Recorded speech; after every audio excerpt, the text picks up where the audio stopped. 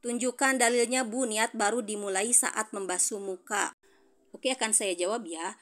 Ilmu fikih itu disusun itu berdasarkan dalil. Jadi ada istimbatnya gitu. Kenapa kok ilmu fikih gitu? Dalam aturan wudhu, fardunya ada 6, rukun sholat ada 17. Itu dapat ada poin-poin itu semua dari mana? Itu tentu semuanya ada dalilnya. Dan dalil dalam fikih itu ada dari Al-Quran, kemudian dari hadis, kemudian dari ijma, dan dari qiyas.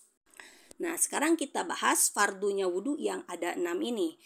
Yang ada 6 fardunya wudhu itu poin yang kedua sampai dengan poin yang kelima, yakni membasuh wajah, membasuh kedua tangan, mengusap kepala, dan membasuh kedua kaki, itu dalilnya dari Al-Quran.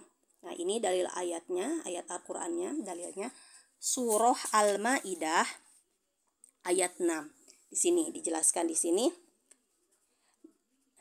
Nah, ketika akan wahai orang-orang yang beriman, ketika akan melaksanakan sholat, maka basuhlah wajah gitu, kemudian basuhlah kedua tangan sampai dengan siku, kemudian usaplah kepala, kemudian basuhlah kedua kaki sampai dengan mata kaki.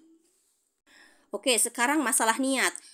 Kok niat bisa dijadikan fardunya wudhu? Itu dasarnya apa? Nah, dasarnya karena ada hadis Nabi, innamal a'malu binniyat. Ini kalau dalam madhab Syafi'i mengartikan innamal a'malu binniyat itu adalah bahwa memang suatu amal-amalan ibadah tidak akan dianggap sah tanpa disertai niat gitu. Tapi ulama madhab lain seperti madhab Hanafi, walaupun sama ya rujukannya hadis yang sama, hadis ini, tapi dalam menafsirkan hadis ini berbeda. Kalau dalam madhab Hanafi itu hadis ini ditafsirkan bahwa kesempurnaan amal ibadah itu tergantung niatnya. Jadi niat itu tidak dianggap sebagai sesuatu yang mempengaruhi kesahan ibadah menurut madhab Hanafi, tapi dianggapnya sebagai penyempurna ibadah. Oke, itu yang kedua. Ya, bahwa yang dalil dari kenapa kok niat itu dimasukkan dalam fardunya wudhu adalah hadis innamal a'malu binniyat. Kemudian yang keenam itu fardunya wudhu itu tartib. Kenapa kok tartib bisa dimasukkan ke dalam fardunya wudhu? Nah, begini ya. Jadi kan banyak hadis tentang bagaimana sifat wudhunya Rasulullah. Itu hadisnya ada banyak. Ini nih, ada wudhu. Ini semuanya hadis-hadis tentang wudhu. Bagaimana Nabi Muhammad wudhu. Nah, ini hadisnya banyak sekali. Nah, salah satunya ini. Nah, kemudian dari semua hadis tersebut, dari banyaknya riwayat hadis tersebut, di mana ada suatu titik garis merah bahwa setiap kali baginda Nabi Muhammad wudhu, itu baginda Nabi itu selalu tertib ya, selalu berurutan, yang mana wajah dulu, habis itu kedua tangan, habis itu mengusap kepala, habis itu kedua kaki gitu. Nah, maka karena baginda Nabi selalu tertib dalam wudhu, maka diambil kesimpulanlah bahwa wudhu itu wajib tertib gitu. Bila tertib ini boleh ditinggalkan, mesti beliau ya baginda Nabi itu pasti pernah meninggalkan tertib ini untuk menjelaskan kebolehannya gitu. Sebagaimana baginda Nabi pernah meninggalkan pengulangan dalam membasuh gitu, atau dalam meninggalkan berkumur-kumur atau yang lainnya. Ketika baginda Nabi meninggalkan, itu berarti menjelaskan, oh berarti ini sunnah bukan fardu. Tapi ketika baginda Nabi terus melakukannya ya, melakukannya dengan berurutan ketika melakukan wudhu, maka ditarik kesimpulan bahwa wudhu itu hukumnya adalah wajib tertib ya. Jadi tertib dimasukkan ke dalam fardunya wudhu. Ini keterangannya kitab Majmu' Syarhil Muhadzab karyanya Imam Nawawi, juz 1 halaman 484. Oke, kemudian dari mana taunya niat saat wudhu itu saat membasuh muka? Nah, ini kitab Safinatun Najah halaman 19. Di sini, faslun, an-niyatu qasdu syai'i muqtaronan bi fi'lihi. Nah, niat itu apa sih? Definisi niat menurut fikih ya, Menurut fikih, niat itu adalah qasdu syai'i muqtaronan bi fi'lihi, bermaksud melakukan suatu perkara dibarengi dengan melakukan perkara tersebut. Jadi kalau kita wudhu, maka niat itu berarti berbarengan dengan wudhu tersebut gitu. Nah, Nah, di sini ada penjelasan di tengahnya. Di mana ya di tengahnya? Kita cari. Nah, di sini bagaimana kalau ada seseorang yang dia itu niat nih, tapi melakukan pekerjaannya itu tidak bareng dengan niatnya. Artinya niatnya sekarang misalkan pekerjaannya nanti, misalkan niat sekarang, wudunya nanti.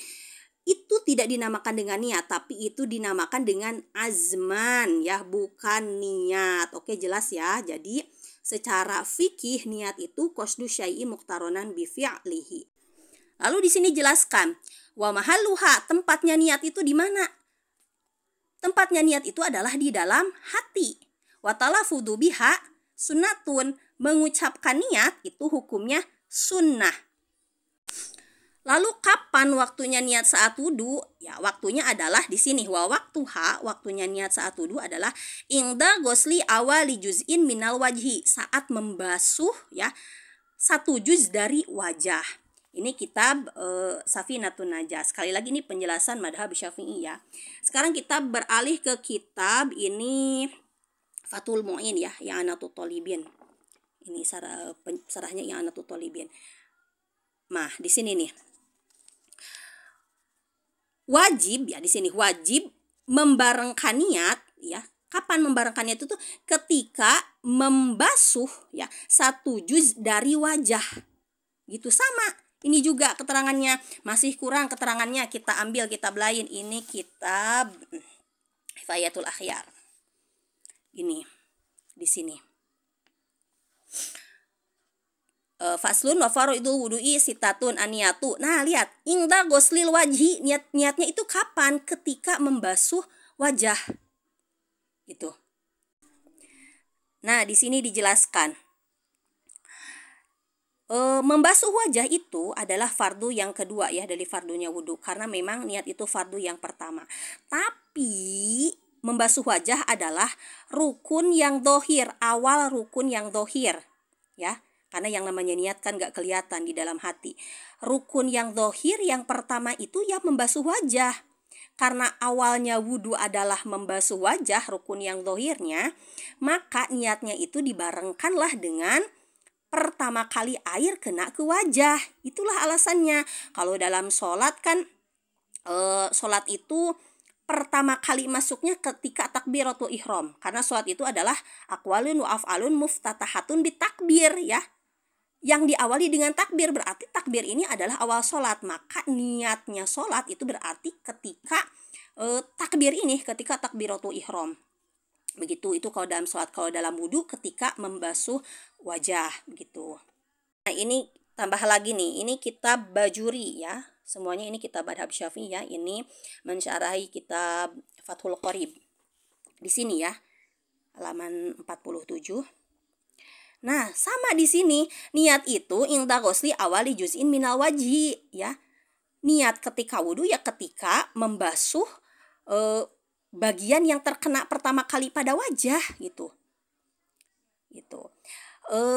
Bukan ketika semuanya gitu. Jangan sampai berpikiran niat itu berarti harus sambil membasuh semua wajah, bukan. Pokoknya pas pertama kali air menyentuh wajah, disitulah hati ada maksud saya ini akan berwudu gitu. Karena niat itu sendiri tak mesti pakai bahasa Arab ya, pakai bahasa Indonesia juga boleh, bahasa Sunda juga boleh. Yang terpenting justru dalam niat adalah adanya maksud hati. Ketika lagi basuh wajah itu maksudnya mau apa? Maksudnya dalam hati ini memang mau wudu, ya berarti itulah niat gitu. Nah, di sini niat itu sekali lagi, niatnya itu dihadirkan ketika pertama kali air menyentuh wajah. Bukan semua wajah, tak mesti semua wajah harus ada niat terus dalam hati, bukan. Dan bukan dengan perkara sebelumnya, misalkan ketika membasuh telapak tangan, bukan. Dan bukan dengan perkara setelahnya, misalkan niatnya pas membasuh tangan sampai siku, itu juga bukan. Begitu. Jadi jelas ya penjelasannya. Kok kenapa saya bilang harus pas basuh wajah menghadirkan niat di hatinya? Itu sudah saya sertakan keterangan kitabnya. Jadi itu bukan saya ngarang ya, tapi memang ada keterangannya. Terima kasih, semoga